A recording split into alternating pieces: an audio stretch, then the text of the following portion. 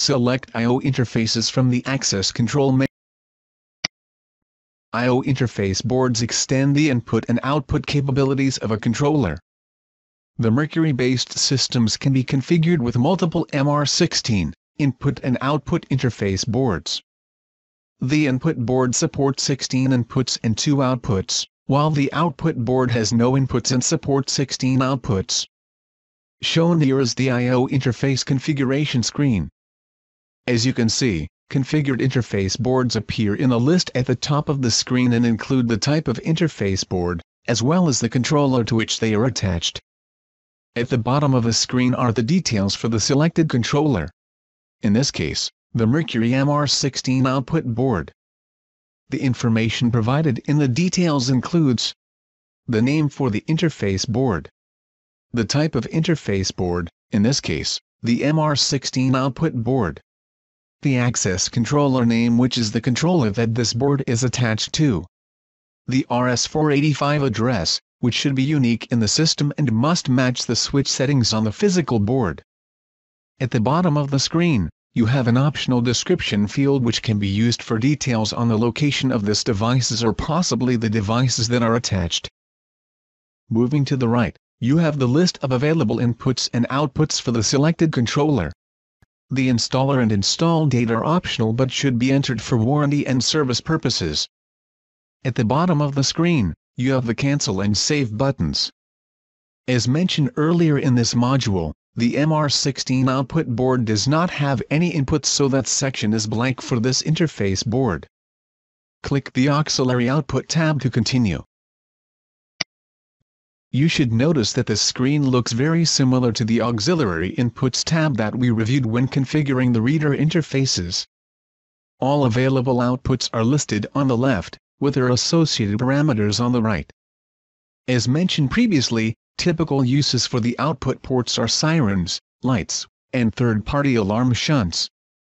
The output port should correspond to the physical port that you connected your device to on the board. The output name is a required field and should be unique and descriptive of the physical device being controlled via that output. The output duration corresponds to the time, in seconds, that the output will remain active when triggered. This is often used for shunting external alarms or sounding alarms for a specified period of time. The Enable drop-down allows you to disable and enable devices. The default state is disabled. To enable an output, change this value to enabled. Finally, as with inputs, you must configure the default or normal state of the device. For outputs, the choices are normally active or normally inactive. The default is normally inactive. If adding or editing an interface board, remember to click Save when all fields have been completed. Moving on, click the Mercury Input board.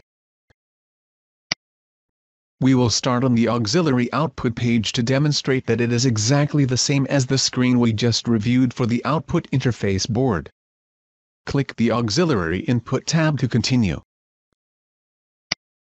Similar to the configuration of the output interface board, when selected, the details for the interface board are available at the bottom of the screen. The details available for the input board are identical to that of the output board. More specifically, interface name, interface type, access controller name, RS485 address, description, installer and install date. Also notice that the input configuration is identical to the auxiliary inputs that we reviewed when configuring reader interfaces.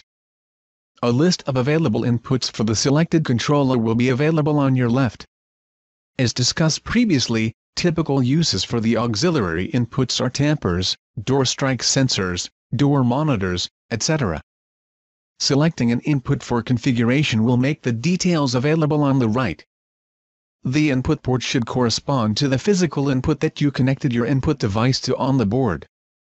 The input name should be unique and descriptive of the device that is installed. The debounce time is the minimum time, in milliseconds, that must pass before an input signal qualifies as a real event. Inputs can be configured as supervised or unsupervised. Supervised inputs will be wired differently to allow for a detection of a voltage change which could be indicative of a cut line. The Enable drop-down allows you to disable inputs for which monitoring is not required. The default state is disabled. To activate an input, change this value to Enabled. Finally, an input will have a normal state of open or closed, depending on the type of device you are installing and its physical installation. Define whether the normal or idle state is open or closed. Monitoring of that input will then look for a change in that normal state. This concludes the configuration of I/O interfaces.